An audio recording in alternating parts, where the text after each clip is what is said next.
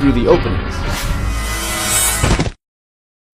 Fall of tools or other materials through the openings, which may strike the persons below or damage equipment. Openings more than 1 meter shall be closed and provided with a guardrails comprising of top rail, mid rail, and toe board. Additionally, safety net may be placed over openings to prevent fall of materials below.